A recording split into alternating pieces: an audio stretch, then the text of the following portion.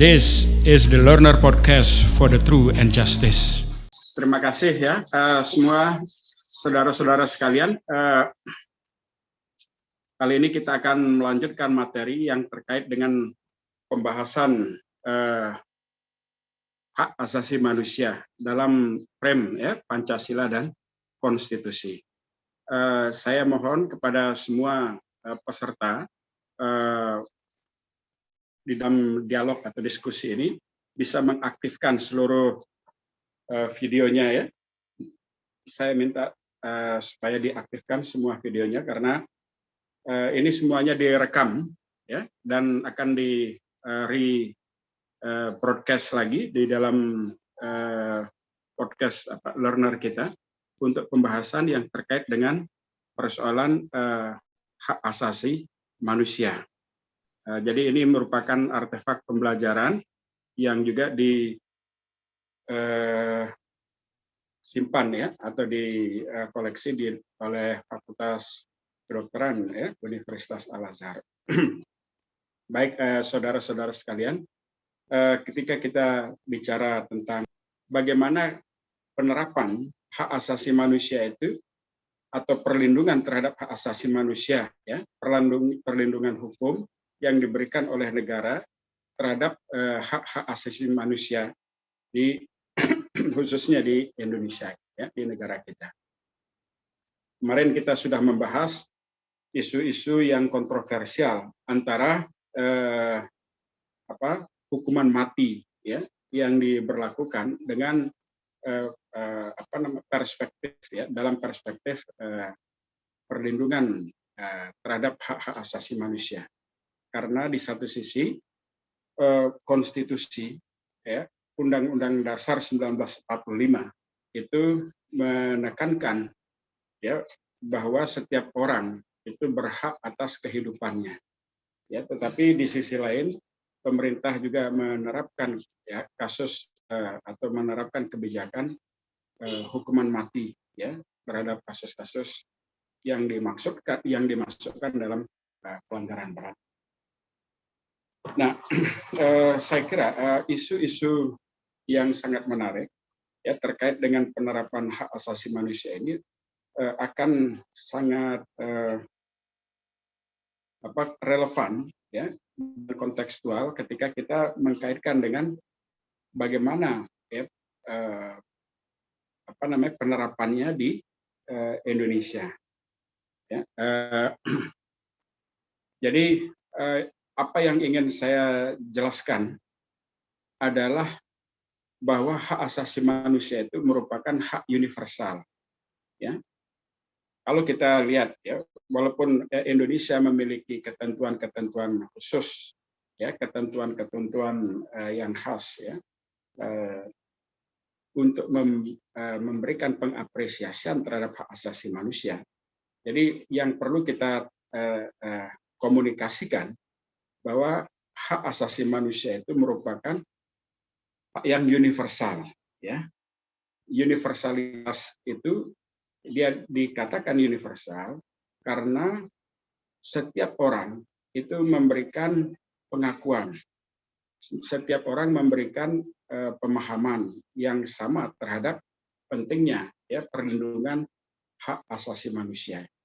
Nah, kalau kita bicara di dalam konteks kerangka hukum itu sebetulnya hak asasi manusia itu juga diatur di dalam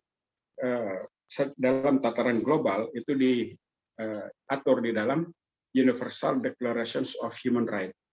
Jadi kita sebagai salah satu negara yang menandatangani ya perjanjian-perjanjian internasional yang terkait dengan perlindungan hak asasi manusia itu juga harus memberikan penghormatan.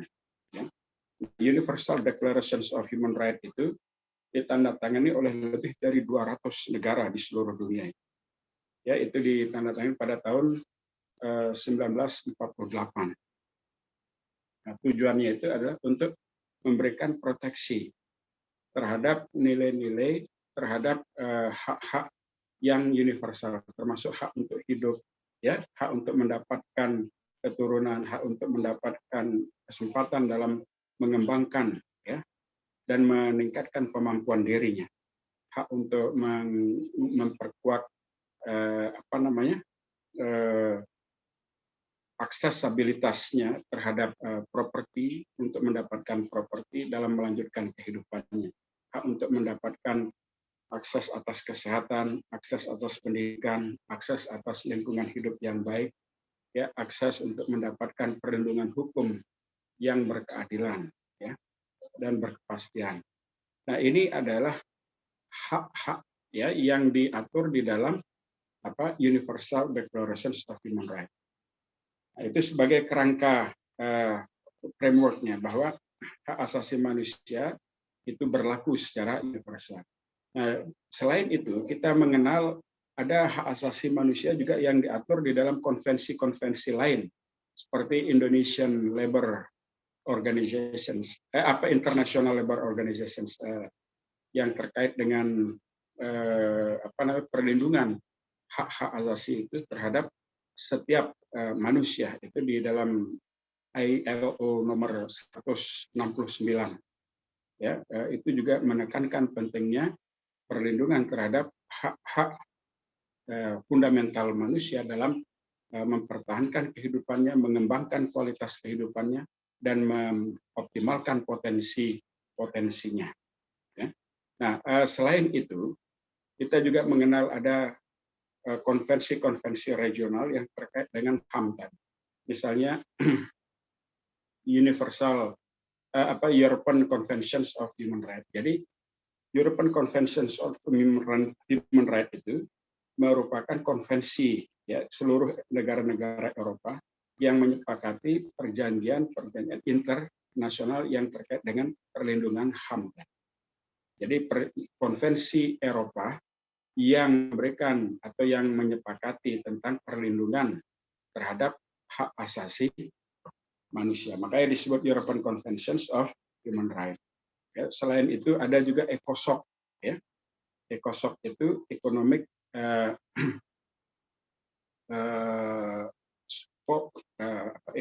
Social, and Cultural Rights. Jadi ECOSOC, Economic, Social, and Cultural Rights. Jadi itu konvensi yang menyepakati tentang perlindungan terhadap hak-hak ekonomi, ya, sosial, dan budaya setiap orang.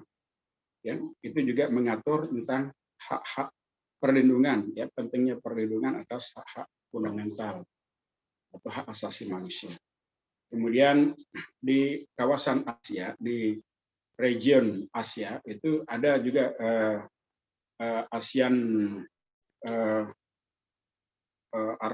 Human Rights, ya, ASEAN, kalau saya salah itu ASEAN region, ya, yang terkait dengan perlindungan terhadap hak asasi manusia itu. Tadi saya ingin menceritakan tentang konfigurasi, ya, hukum atau kerangka hukum, ya, konfigurasi perlindungan hukum terhadap hak fundamental, ya, atau hak asasi manusia. Nah, di tataran global kita mengenal itu ada namanya Universal Declarations of Human Rights, kemudian European Conventions of Human Rights, kemudian ASEAN Region for Human Rights, ya, Protections, kemudian ada ECOSOC, ya, Economic, Cultural and Social, Economic, Social, and Cultural Rights, ya, Convention. Itu kemudian ada lagi ILO, ya, International Labour Organizations nomor 169, itu konvensi ILO yang menekankan pentingnya, ya, hak asasi manusia.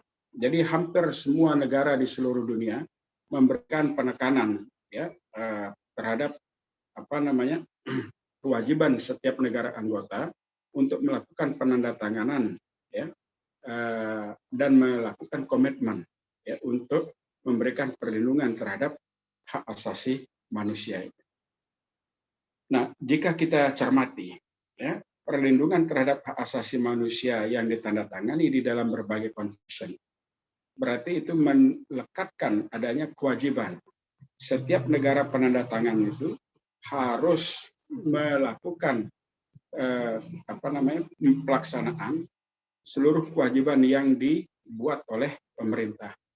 Ya, jadi kewajibannya itu berdasarkan pada apa yang disepakati di dalam convention tadi.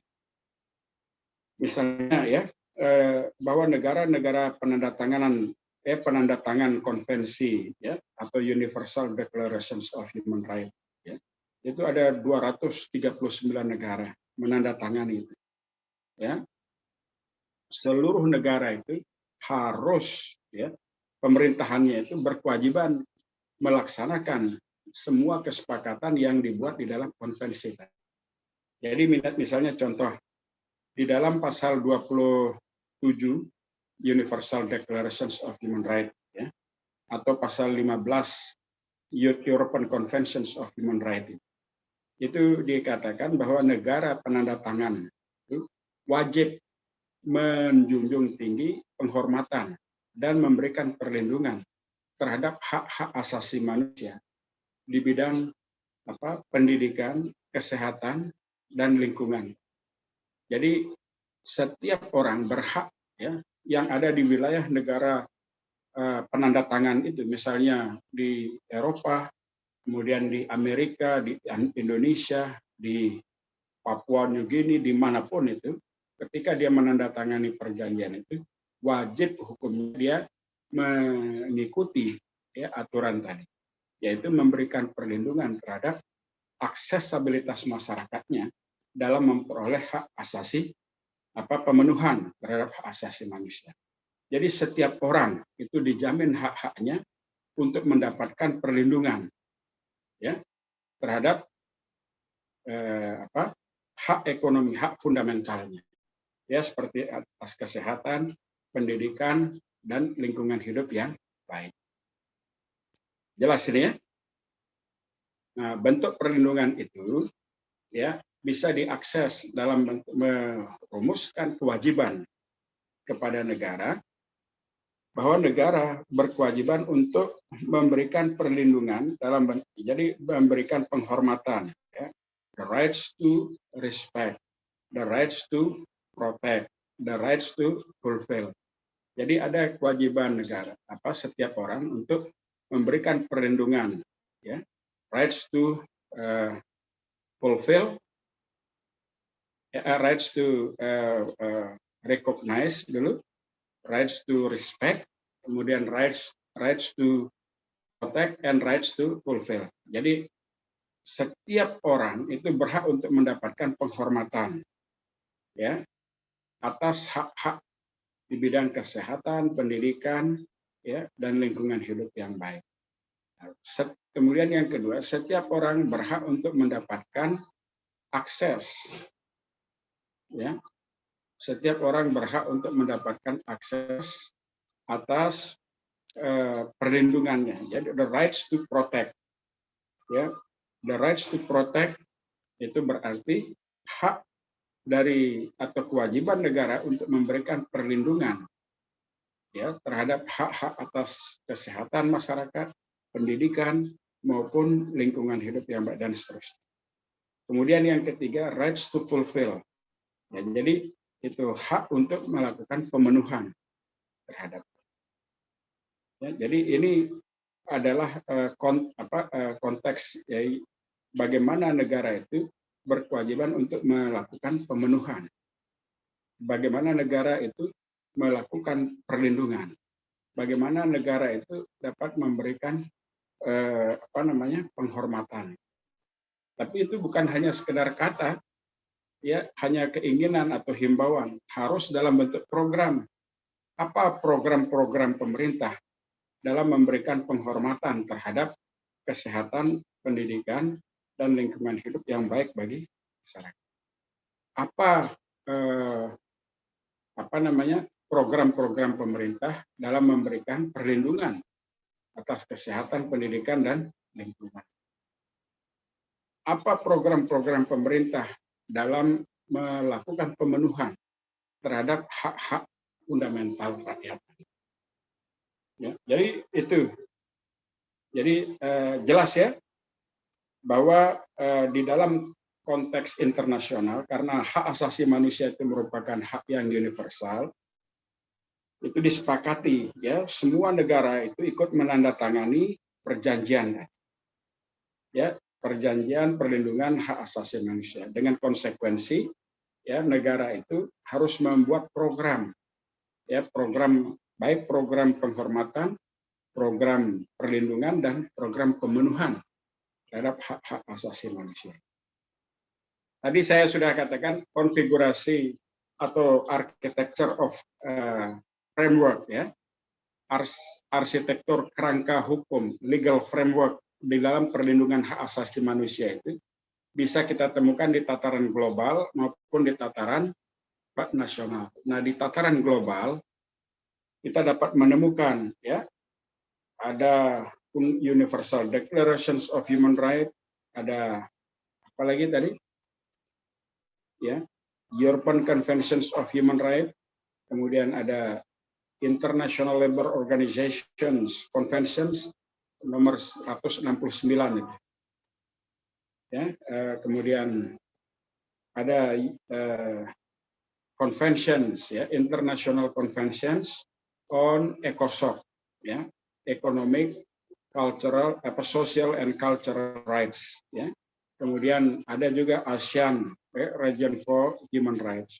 Itu banyak sekali ya varian. Jadi ada persoalan yang cukup krusial di dalam melihat hak asasi manusia. Ya, ada dua pandangan besar.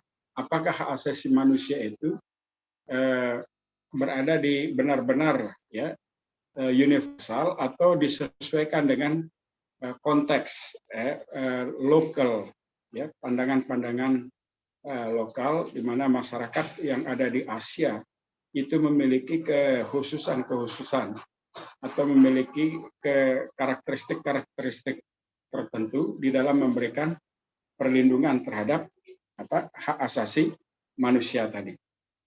Nah, misalnya saya ambilkan contoh ya, di Eropa itu ada sebuah daerah itu ya, atau katakanlah negara itu memberikan kebebasan ya pada setiap orang untuk melakukan katakan pilihan terhadap orientasi seksualnya. Sampai pemerintah Belanda itu mengeluarkan undang-undang tentang perlindungan ya atau pengesahan terhadap perkawinan sesama jenis ya, tentang gay. Dan itu diikuti juga di beberapa negara Eropa lainnya, termasuk di Australia ya, sudah di Australia, kemudian di sebagian di beberapa negara bagian di Amerika. Namun ada juga ya di Eropa yang menentang ya kebijakan tersebut karena dianggap tidak sesuai dengan kodrati yang diberikan oleh Tuhan kepada setiap manusia. Nah, jadi dalam hal seperti inilah ya terjadi perdebatan publik.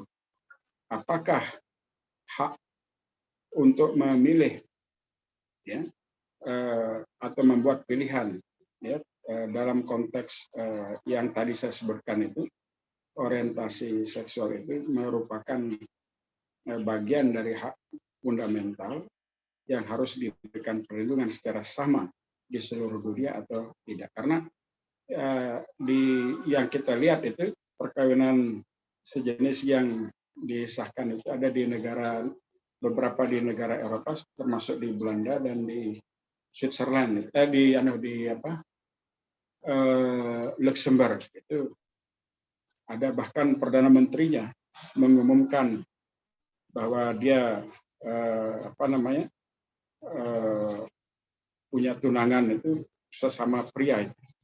Itu menjadi heboh dan dianggap menggemparkan jagat politik di Eropa dan di seluruh dunia, karena dianggap sesuatu yang aneh, apalagi dilakukan oleh pengambil atau pengemban amanah publik tertinggi di sana. Nah, hal ini dianggap bertentangan dengan cara pandang yang sifatnya konvensional. Nah, termasuk juga di Indonesia, ya. Ketika diterapkan di Indonesia, tentu hal ini akan berbeda dan akan mengundang reaksi yang berbeda. Ya.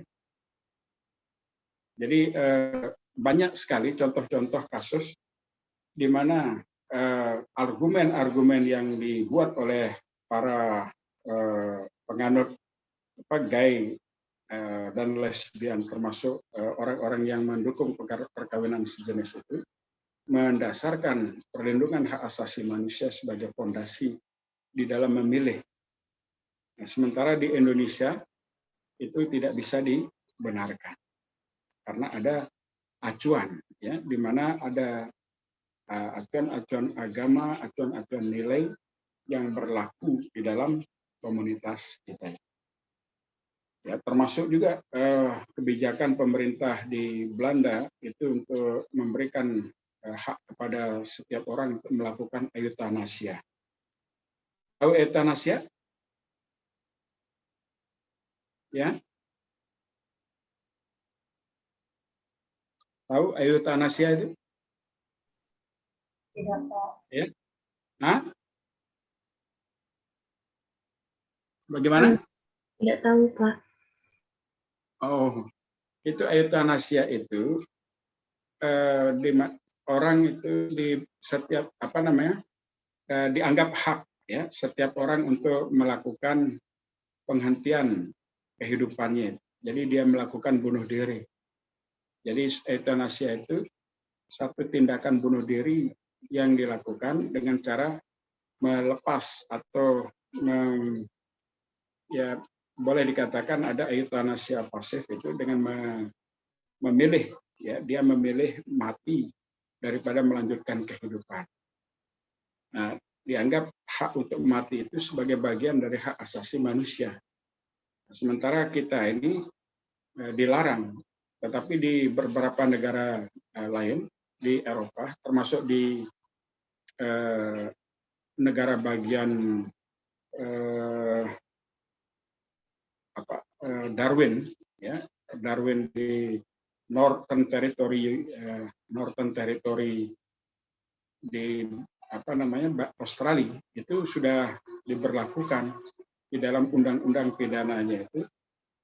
Kalau orang melakukan eutanasia itu tidak dihukum mati, dan itu orang-orang yang membantu melakukan eutanasia itu dianggap tidak bersalah. Nah, tetapi di Indonesia ini berbeda. Di Indonesia itu persoalan eutanasia itu masih menjadi persoalan yang debatable, dan bagi kita, karena kita mengacu pada bangsa yang bertuhan, bangsa yang berkemanusiaan, bangsa yang berkeadilan, maka nilai-nilai kehidupan itu diutamakan daripada nilai-nilai yang mendukung kematian. Karena nilai-nilai yang memberikan jalan terhadap kematian itu dianggap tidak sesuai dengan prinsip-prinsip kemanusiaan. Nah, itu banyak sekali praktek-praktek yang dilakukan di negara-negara Eropa maupun luar, ya, di luar itu terhadap isu bahwa eutanasia itu dianggap sebagai pilihan di dalam kehidupannya. Baik, jadi ini harus di split, ya, di split bahwa persoalan eutanasia itu harusnya dilihat di dalam konteks apa yang kita sebut sebagai bagian dari persoalan-persoalan yang harusnya dicegah, tidak boleh diberikan jalan, ya, bukan karena ini menuju pada kematian, ya. Kita lanjutkan lagi. Tadi saya singgung persoalan eutanasia, persoalan gay, ya, lesbian, terus perkawinan sejenis itu sebetulnya ide-ide yang muncul dari gerakan emansipasi yang dilakukan oleh kelompok-kelompok tertentu yang mendukung atau yang membuat gerakan gay dan perkawinan sejenis tadi, sehingga masuk di dalam peranata perundang-undangan, di mana undang-undang memberikan kebolehan kepada mereka sebagai refleksi dari perlindungan terhadap hak asasi manusia. Nah, di Indonesia ini kita sudah sempat diskusikan di antara kawan-kawan baik itu di BPIP maupun di Mahkamah Konstitusi, bahwa ada nilai-nilai universal tertentu yang tidak bisa diaplikasikan atau tidak bisa disamakan ya dengan nilai-nilai yang ada di masyarakat kita. Jadi seharusnya kita diajarkan untuk mendorong dan menghidupkan kehidupan, bukan memberikan jalan menuju pada kematian. Ya, itu idenya. Jadi kita harus membangun semangat yang sama dan mendorong semua komponen di dalam sistem sosial itu bagaimana menghidupkan kehidupan, memberikan perlindungan terhadap orang lain, ya, sehingga kita bisa bertransformasi bersama. Itu ide kemanusiaan kita di sana. Ya, dan ide dari nilai-nilai ilahiyah, nilai-nilai ketuhanan, nilai-nilai kebaikan, nilai kebenaran, nilai-nilai keindahan. Saudara-saudara sekalian, jadi kita membahas persoalan yang terkait dengan architecture of norms, ya. Jadi arsitektur norma dari hak asasi manusia di tataran internasional dan di tataran nasional. Ya, sementara kalau kita melihat pada tataran nasional, itu undang-undang hak asasi manusia, perlindungan terhadap hak asasi manusia itu juga sudah lama diberlakukan. Dan itu merupakan konsekuensi dari komitmen kita untuk melakukan penyesuaian terhadap ketentuan, ya, undang-undang perlindungan, ya, terhadap hak asasi manusia. Nah, di Indonesia kita melihat ada kekhususan atau nilai-nilai tertentu yang memberikan pemaknaan terhadap hak asasi manusia. Misalnya, ya, kita melihat pada nilai-nilai ketuhanan, ya, nilai-nilai kemanusiaan, nilai-nilai keutuhan, nilai-nilai demokrasi, demokrasi musyawarah, dan nilai-nilai keadilan. Ya, misalnya saya ambilkan contoh, ya, ketika di Barat, ya, itu kalau Anda melihat itu gerakan yang melakukan advokasi dan menuntut hak asasi manusia untuk memberikan perlindungan terhadap katakanlah perlindungan terhadap kepentingan mereka, yaitu interest mereka untuk mendapatkan perlindungan terhadap kelompok mereka, ya, kelompok gay, kelompok lesbian, kelompok yang mendukung perkawinan sejenis itu terus menguat di sana. Nah, ketika itu dimintakan di Indonesia, ya, itu melalui agen-agennya. Ini kan pemerintah harus mengambil penegasan itu, ya, bahwa ada sila-sila tertentu yang tidak bisa diremehkan, yang tidak bisa dihilangkan. Di dalam Pancasila itu ada sila ketuhanan yang Maha Esa. Sementara nilai-nilai yang terkait dengan gay, lesbianism, kemudian kebebasan, ya, yang serba boleh itu sebetulnya bertegangan dengan nilai-nilai agama, nilai-nilai yang bersandar pada ketuhanan. Karena setiap agama di Indonesia itu melarang, ya, orang itu untuk mempraktekkan kehidupan seperti itu. Nah, kemudian ketika kita melihat juga di dalam praktek eutanasia, ya, yang membolehkan bunuh diri, ya, karena alasan dia sudah terlalu lama, ya, dalam keadaan sakit, ya, atau dalam kondisi human vegetables katanya. Dia meminta kepada dokter untuk melepaskan. Ya, ada orang yang berada hidup lebih dari puluhan tahun, tapi diperpanjang oleh mesin. Tapi secara fisik tidak berdaya, hanya sekedar bernapas saja. Nah ini dia minta, keluarganya minta supaya, atau dia sendiri meminta agar selangnya itu dicabut, atau apa namanya, yang mendapat asupan makanan minuman itu ditransfer melalui selang infus dan lain sebagainya. Nah dia minta kepada dokter supaya menghentikan asupan makanan minuman melalui mesin itu supaya dia tidak lebih lama berada dalam siksaan. Jadi itu gambarannya dia. Ya. Nah ini apa yang diinginkan oleh kelompok-kelompok ini. Dia juga ingin meminta kepada pemerintah kita supaya bisa juga memberikan pengaturan, memberikan ruang bagi mereka di dalam bersosialisasi, bertransformasi bersama. Ya. Jadi gay, lesbian, dan kelompok-kelompok perkawinan sejenis itu melakukan advokasi seperti itu di semua negara. Nah, tapi kalau di Indonesia, ya, tentu ini tidak bisa dibenarkan, ya, karena ada nilai-nilai ketuhanan.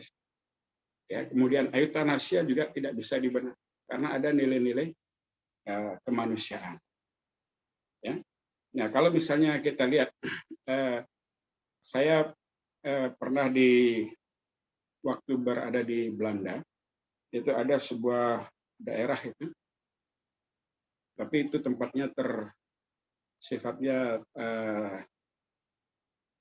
terpencil lah gitu ya, di tengah hutan. Tapi di tengah hutan itu ada danau, tempat orang mandi, berlibur. Tapi di daerah itu ada kelompok nudis di sana. Kelompok nudis itu mengadvokasi kebebasan. Jadi bahwa dia berpakaian sebagaimana yang diinginkan, dia telanjang sebagaimana yang itu bagian dari kebebasannya. Ya. Kalau Anda lihat itu misalnya di negara-negara lain diberikan ruang, ya, karena itu sebagai bagian dari ekspresi, ya, kebebasannya dia untuk dan orang lain atau pemerintah harus menghormati hak asasi mereka. Nah, dalam konteks seperti ini, ya, Indonesia itu tidak bisa sepakat atau tidak setuju dengan cara-cara mengapresiasi, ya, pengapresiasian itu seperti itu. Ya, oleh karena itu ada batasan, ya, karena ada batasan yang bersandar kepada Pancasila dan konstitusi. Nah, oleh karenanya hak asasi manusia yang diberlakukan di Indonesia itu adalah hak asasi yang harus bersandar kepada nilai-nilai Pancasila dan konstitusi. Bukan merupakan hak asasi manusia yang bebas nilai tadi. Ini yang harus dicermati. Ya. Bisa dipahami itu? Ya, ada local elements, local values yang ikut, ya, memberikan pemaknaan terhadap nilai-nilai Pancasila tadi, terhadap terhadap hak asasi manusia tadi. Dan local values, ya, atau hal nilai-nilai ilahiyah, ya, nilai-nilai ketuhanan, nilai-nilai kemanusiaan itu menjadi dasar di dalam pemaknaan terhadap hak asasi manusia. Beberapa isu tadi yang saya sampaikan, ya, itu terkait dengan bagaimana penghormatan, bagaimana pengapresiasian dan perlindungan serta pemenuhan terhadap hak-hak asasi manusia. Nah, saya ingin sekarang mengambil satu contoh kasus. Ya. Ya, Anda pernah mendengar kasus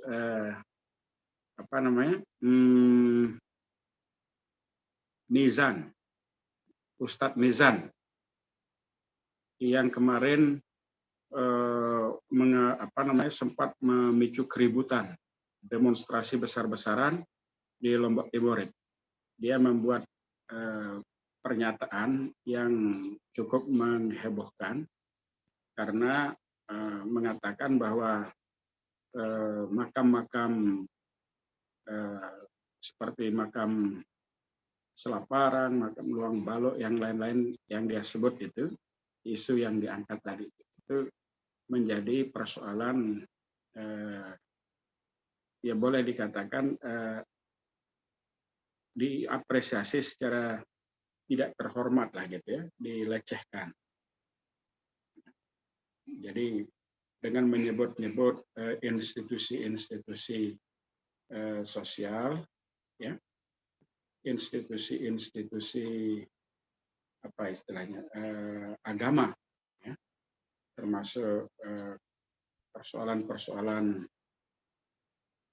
keyakinan, ya, keyakinan orang untuk berkunjung ke makam dan lain sebagainya, itu merasa dapat disinggung, ya, dapat tersinggung karena pernyataan yang mengatakan bahwa semua makam seperti itu disebut makam lain acong gitu.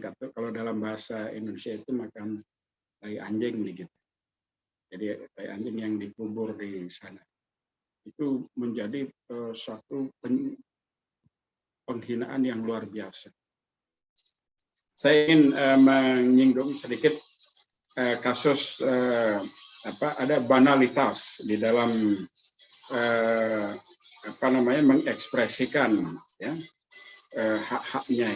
Banalitas itu adalah tindakan-tindakan atau perbuatan-perbuatan hukum yang sebetulnya merupakan tidak pidana, tetapi karena seringkali dilakukan dianggap biasa, ya, tindak pidana yang biasa dan sering dilakukan kemudian menjadi terbiasa. Ini menjadi sangat berbahaya sekali sebetulnya ketika persoalan-persoalan banalitas ini dibiarkan, tidak ada yang melakukan kontrol, ya.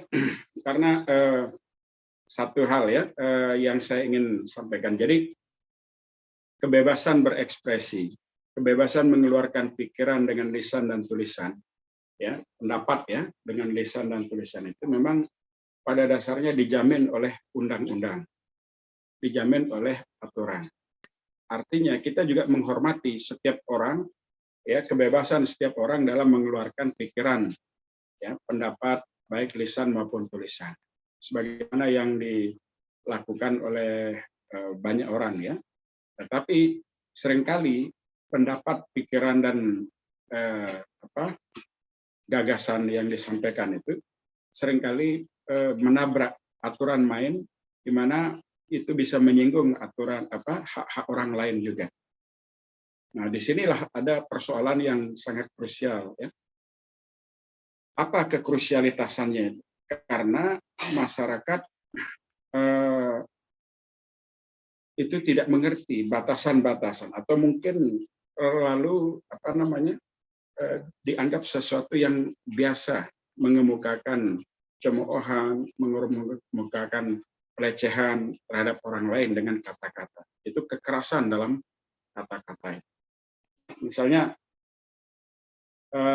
seringkali orang itu berurusan sama hukum, terutama undang-undang ITE, ya, ketika dia mengemukakan pendapatnya di media, tetapi pendapatnya itu ternyata menyinggung perasaan atau menyinggung atau melukai orang lain. Nah, ini batasannya ini adalah pada batasan di mana orang-orang atau masyarakat itu tidak bisa menerima, ya, apa yang dipikirkan oleh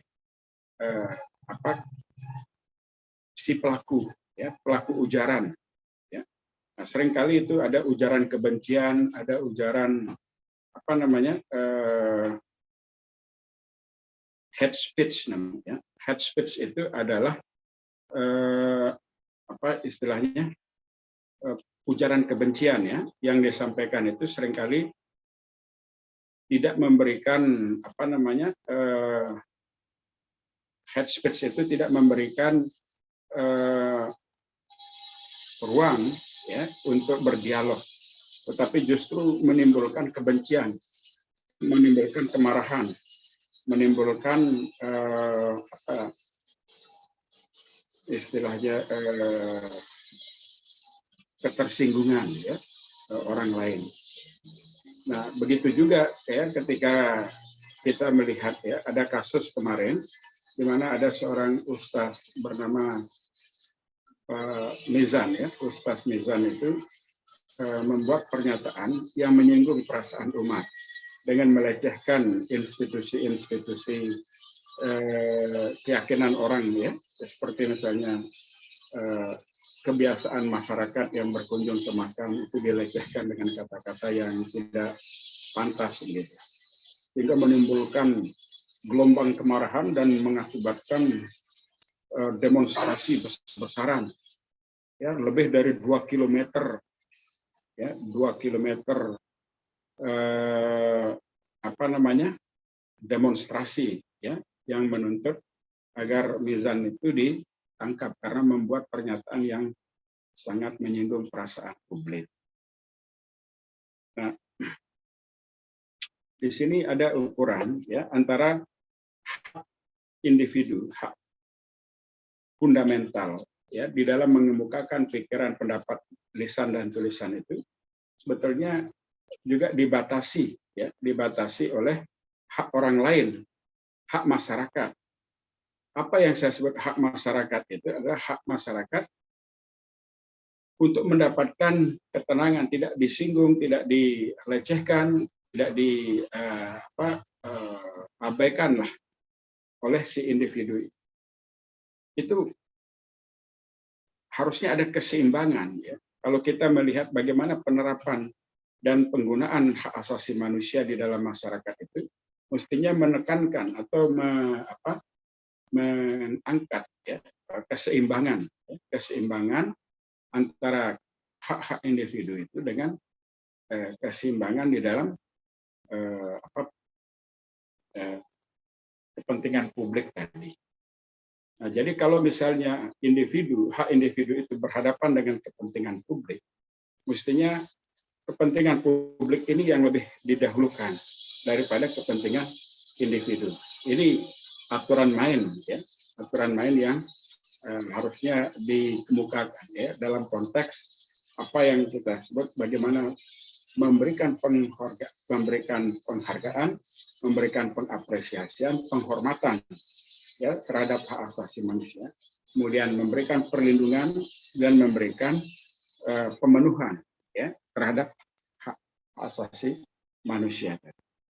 Jadi inti di dalam menegakkan HAM dalam konteks Pancasila dan konstitusi itu adalah adanya keseimbangan, bahwa setiap orang ya memang dijamin haknya, hak setiap orang untuk mendapatkan properti.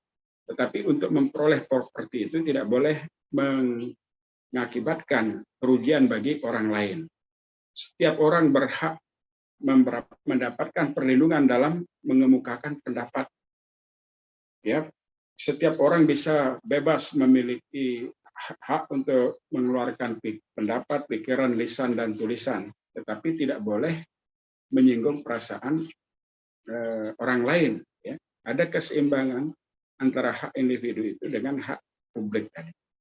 Ya, setiap orang itu diberikan kebebasan untuk mengaktualisasikan kehidupannya, tetapi tidak boleh juga menyinggung ya komunitas-komunitas tertentu ya yang berimplikasi terhadap ketersinggungan publik. Ya. Misalnya seperti Anda pernah dengar itu kasus Arteria Dahlan? Pernah dengar Arteria Dahlan, orang anggota DPR itu? Nggak pernah, Pak. Nah, kasusnya itu dia membuat pernyataan yang dianggap menyinggung perasaan masyarakat Jawa Barat, perasaan masyarakat Sunda, karena dia meremehkan, ya, menganggap bahasa Sunda itu sebetulnya tidak layak untuk digunakan di dalam forum-forum nasional seperti itu. Jadi caranya dia menyampaikan itu dianggap melecehkan. Nah, hal-hal yang semacam ini memang mungkin benar pendapatnya dia itu bahwa dalam forum nasional harus menggunakan bahasa Indonesia. tapi dia menyinggung dengan menggunakan kata bahasa Sunda, ya itu anggota DPR, ya anggota DPR yang harusnya memiliki pengetahuan, ya kesadaran dan kemampuan untuk memilah mana yang layak dan tidak layak dia sampaikan kepada publik. Ya. Tapi itulah yang terjadi, ketidakseimbangan di dalam melakukan mengekspresikan pendapat, pikiran, dan itu ceplosan, ya atau istilahnya ekspresi, ungkapan dan sebagainya itu mengakibatkan terganggunya ketersinggungan sosial atau ketersinggungan publik atas pernyataan tadi. Nah, ini tidak sesuai juga dengan apa yang kita yakini, yang kita pahami di dalam konteks Pancasila tadi. Ya. Banyak sekali kasus-kasus yang bisa kita lihat, ya sebagai satu contoh kasus di mana setiap orang merasa memiliki hak untuk mendapatkan perlindungan terhadap hak fundamentalnya, baik hak untuk mendaftar nafkah, hak untuk mendapatkan properti, hak untuk mengembangkan potensi dirinya, hak untuk mengeluarkan pikiran, pendapat, baik lisan maupun tulisan, dan seterusnya. Itu diungkapkan secara ekspresif tanpa melihat pada perimbangan. Ini akan berimplikasi terhadap terganggunya sistem sosial kita.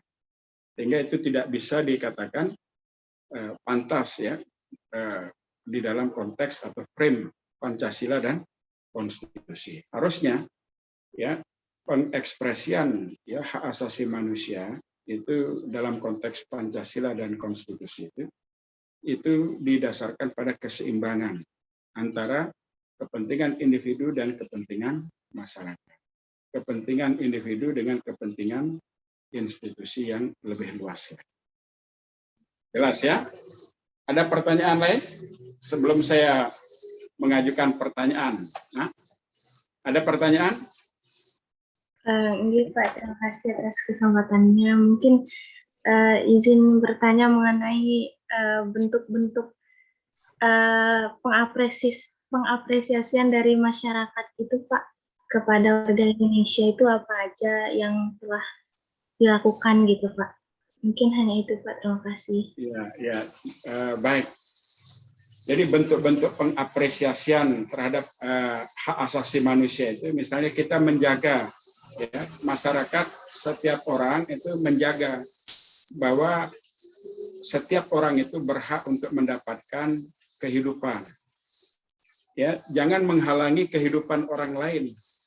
Jangan mengganggu, jangan mengambil, dan jangan merampok kehidupan orang lain. Ya kan? Jadi setiap orang berhak untuk mendapatkan kehidupan. Berarti dia bebas berusaha, bebas berikhtiar untuk mendapatkan nafkah, mendapatkan manfaat dari kehidupannya. Ya. Menghormati hak-haknya dia itu. Kita mengapresiasi hak asasi manusia tadi. Ya. Tetapi kalau kita menghalangi kehidupan mereka, ya, penghalangan kehidupan mereka itu berimplikasi terhadap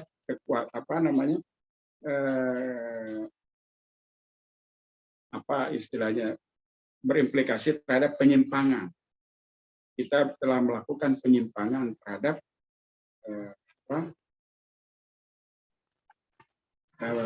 hak asasi orang lain. Ya, misalnya mengambil hak orang lain dengan cara melakukan perampokan, mencuri, ya itu sebetulnya merupakan penyimpangan, ya terhadap upaya pengapresiasian hak individu tadi, hak setiap orang untuk mendapatkan kehidupannya sebagai bagian dari hak asasi manusia. Ya, kemudian misalnya juga melarang mereka untuk mendapatkan manfaat, ya, melarang mereka untuk mendapatkan manfaat dalam pengembangan diri, kemampuan diri atau menghalangi setiap orang dalam mengembangkan potensi dirinya, baik dalam kreativitas seni, sastra, ilmu pengetahuan, teknologi. Itu ketika kita menghambat, itu juga berimplikasi pada pelanggaran. Nah, kita bisa dituntut juga itu berhubungan dengan persoalan-persoalan hukum, ya. Nah, jadi intinya bagaimana cara atau bentuk pengapresiasian terhadap hak asasi manusia itu. Taati hukum, ya, hormati hukum, tegakkan hukum, dan hormati hak-hak setiap orang untuk mendapatkan kehidupannya, mendapatkan kesempatan untuk mengembangkan potensi dirinya, mendapatkan akses atas kesehatan, mendapatkan akses atas pendidikan, mendapatkan akses atas lingkungan hidup yang baik. Jadi, ketika Anda tidak mengotori lingkungan, tidak mencemari lingkungan, itu berarti Anda memiliki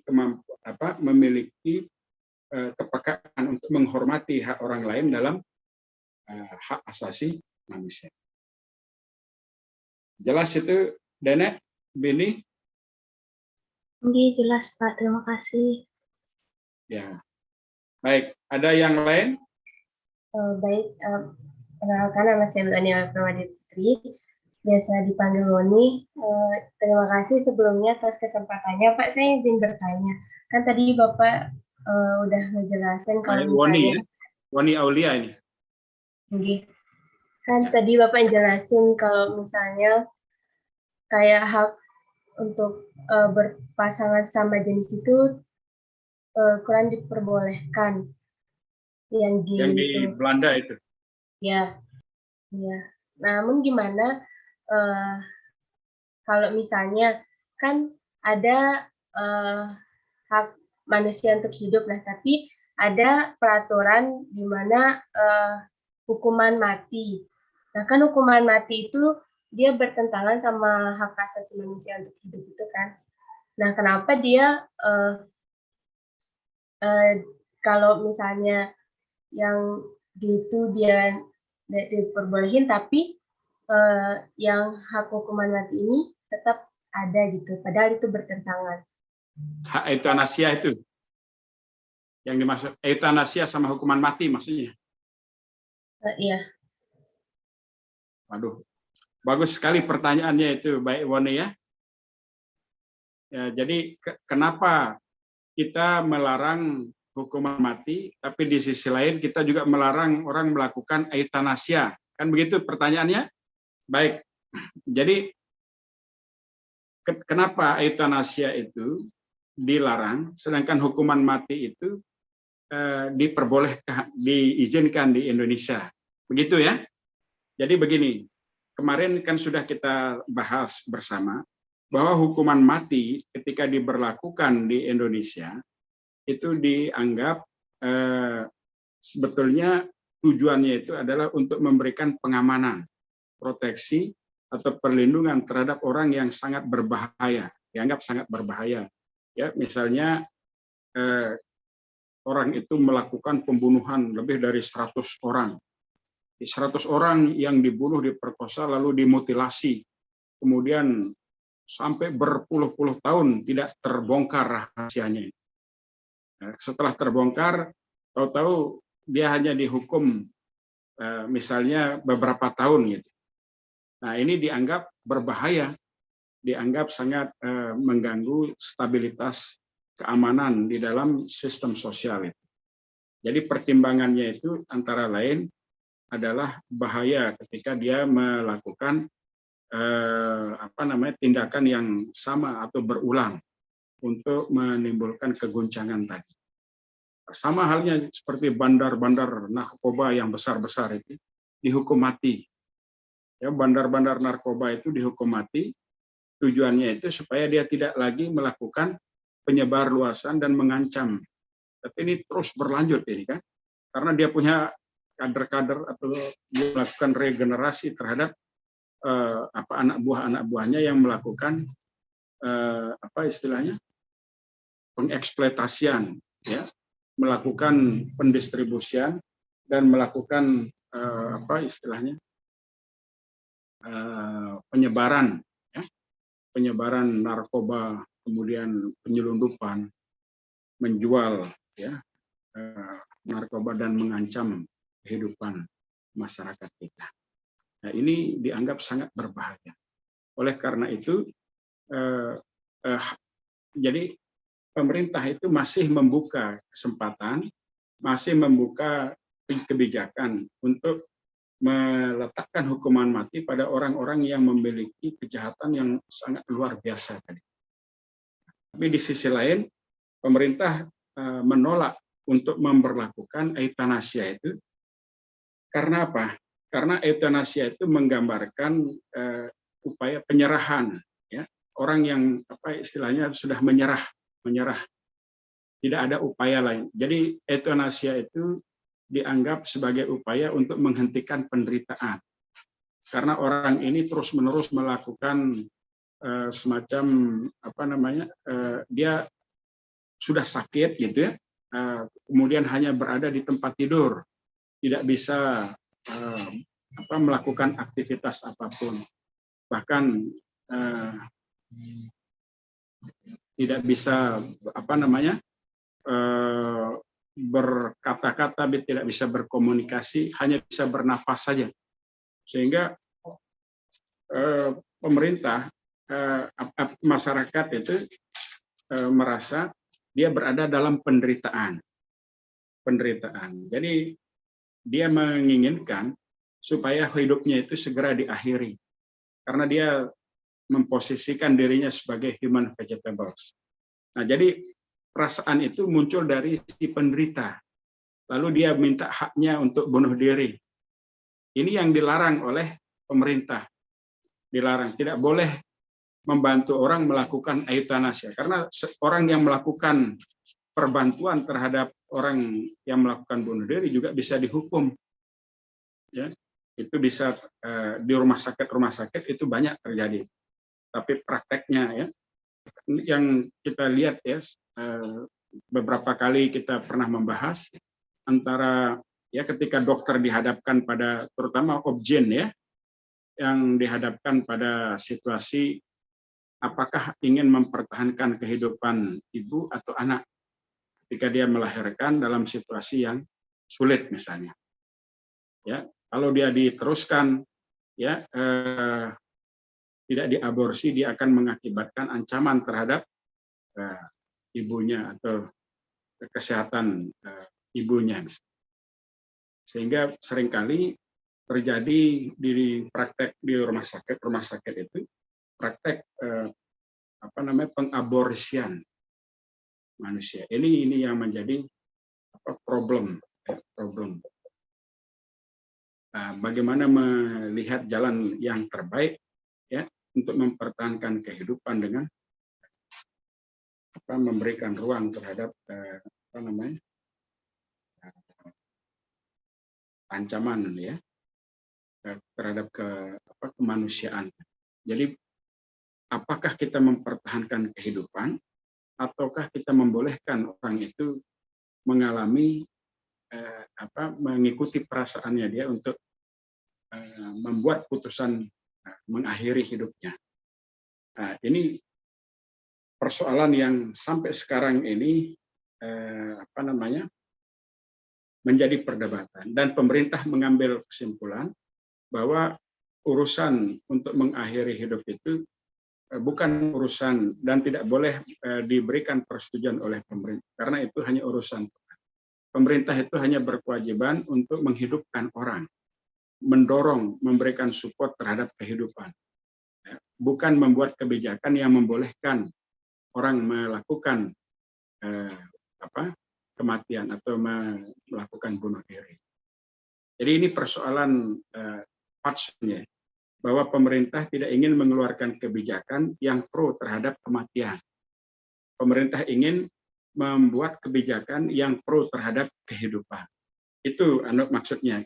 Tetapi ketika pemerintah melihat pada hukuman mati itu, pemerintah menekankan pentingnya keamanan, ya, keselamatan orang lain, ya, sehingga bisa berimplikasi kalau misalnya dibiarkan orang yang melakukan kejahatan luar biasa, bisa sampai 100 ton dia menjadi drug dealer misalnya,